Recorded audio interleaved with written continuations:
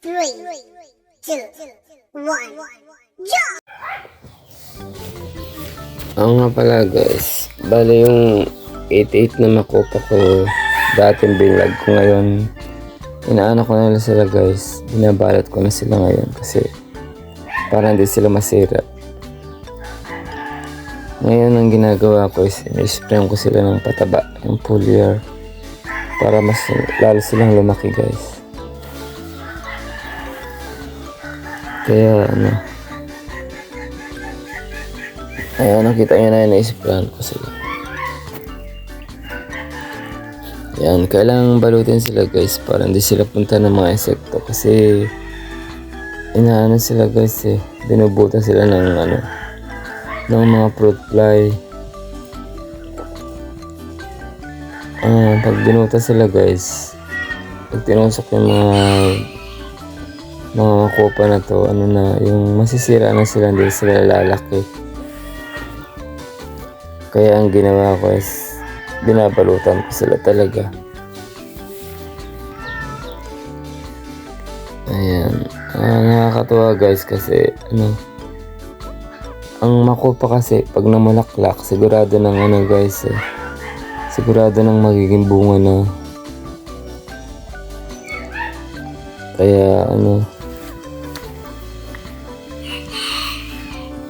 Kaya nakakatuwa ang makopa kasi yung ibang prutas pag namulaklak guys, yung ibang prutas hindi mo na masisiguradong magiging bunga na sila agad ang makopa pag namulaklak guys, siguradong bunga na yun. Mayroon pa palang isang katulad nitong makopa, bulaklak tas nagiging bunga yung mulberry nga pala. Ang mulberry guys ganun din pag namulaklak siguradong magiging bunga na, magtutuloy na sigurado.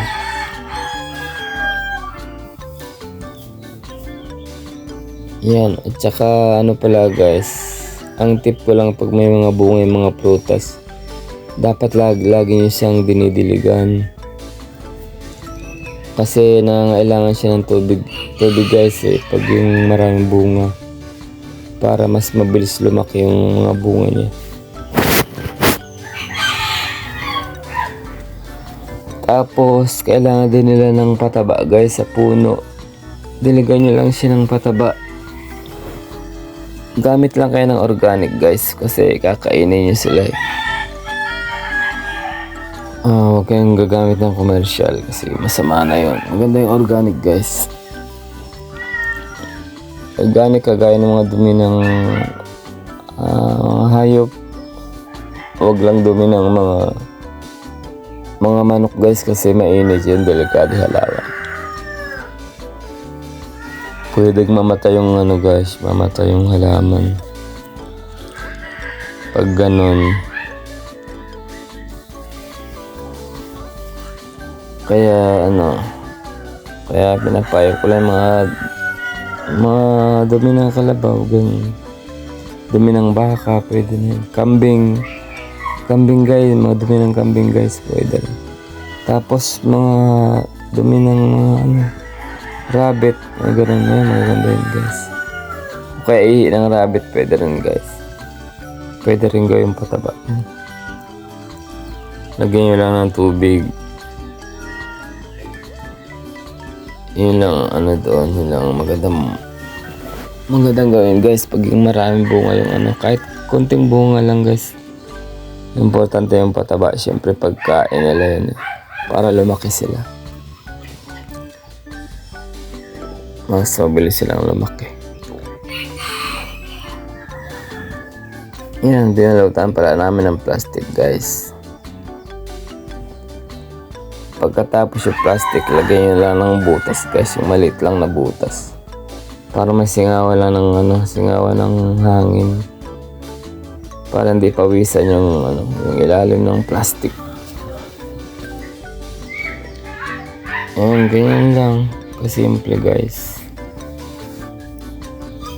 Kaya magsasawa na naman sa bunga ng makopa. Dati namunga siya pero konti pa lang kasi syempre bago pa lang. Lahat ng mga prutas, alam niyo naman, pag unang bunga is kakaunti pa lang, tas parami na ng parami. Kaya ngayon ang dami ng bunga. Magsasawa talaga. Kaya sigurado guys, marami na namang magugulat dito sa makupa na to. Kasi dati guys, ang dami nagulat kasi maliit nga lang siya. Ang dami ng bunga. Mas lalo ngayon, mas grabe yung bunga. Pero susunod to guys. Susunod na na season, sigurado to. Susunod na mamunga, sigurado mas marami itong bunga. Kung 88 ngayon guys, susunod to, baka hindi lang 88. May mga pa nga guys may mga sumusunod pa na bulaklak. Kumbaga nadagdagan pa nga itong 88 na to Bali hindi pa namin binabalot kasi kakaano pa lang hindi pa tapos ma-pollinate. Nga pala guys, wag niyong babalutin pag hindi pa na-pollinate yung bulaklak. Kasi pag hindi na-pollinate yung bulaklak guys, pwede siyang mahulog. Kaya dapat, ang tip ko lang guys, bago niyo ibalot yung bulaklak nitong makopa, dapat yung nahulog na yung pinaka niya. Yung pinaka gitna niya, yung nahulog na talaga. Yung kulay brown na siya. Ibig sabihin nun guys, pag nahulog na yun, okay na siya. Tapos na siyang na-pollinate ng mga bees. Ayan. Kasi pag binalot niya siya guys na hindi pa na-pollinate, yun nga sabi ko, mahuhulog siya. Kasi nga hindi nabuo yung yung pinakabunga niya. Kaya dapat hintayin niya ma-pollinate. Yan, yun pala importante guys. Yung tip ko na yun.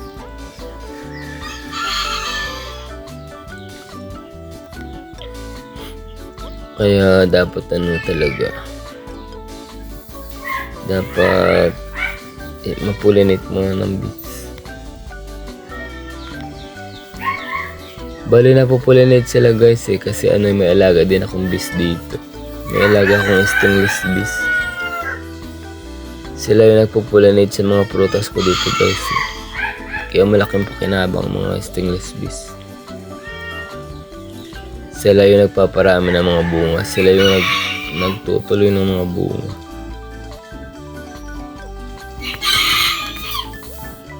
Kaya importante yun, may pollination dito. May pollinator. Sila yung mga pollinator ko.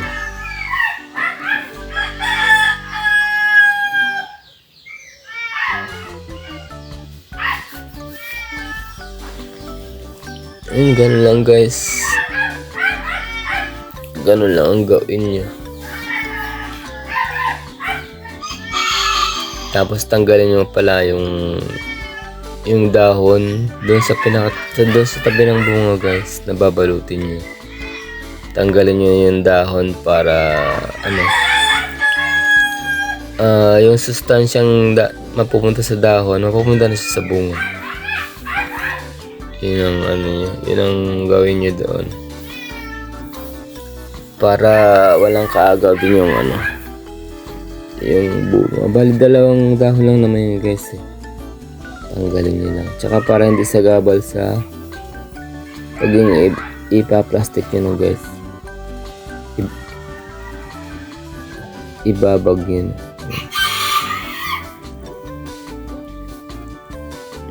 Ganun lang guys. Tapos araw-araw nga diligan yung araw-araw kasi ang bilis guys, ang bilis tumuyo ng mga ngayon, mga halaman kasi nga sobrang init. Kaya dapat talaga diligan lalo. Yung diligan lagi, tapos yung diligan ng gusto guys,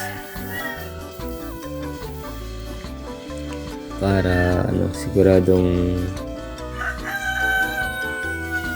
sila yung lalaki sila guys, hindi sila mabansot.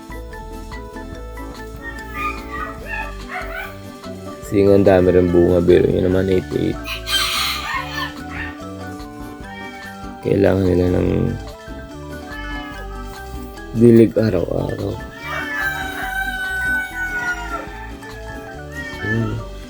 Ano lang yun guys.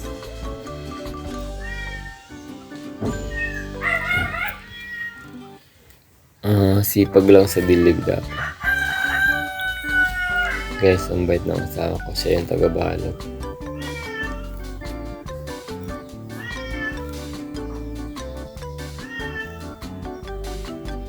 Nakakatawa guys, ang dami.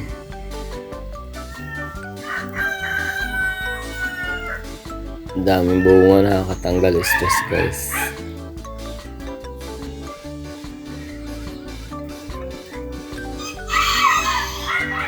Bale, nagulat po nga ako dyan guys kasi akala ko ano yung mga lumabas-labas na maliliit. Kasi maliliit pa yun dati. Yung pala bulaklak siya. Akala ko ano lang. Kaya nung hindi pa siya bumubuka talagang binidyo ko siya guys. Kasi nga natuwa talaga ako.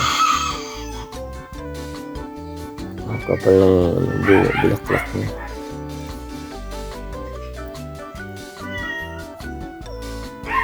Ganun lang guys. Yun lang ko sa inyo. Yun lang ang tip ko sa inyo. Maganda balutan. Balutan nyo yung balutan yung mga prutas. Para sigurado mapakinabangan nyo guys. Kasi pag hindi binalutan talagang wala. Sayang din yung pag-aalaga guys.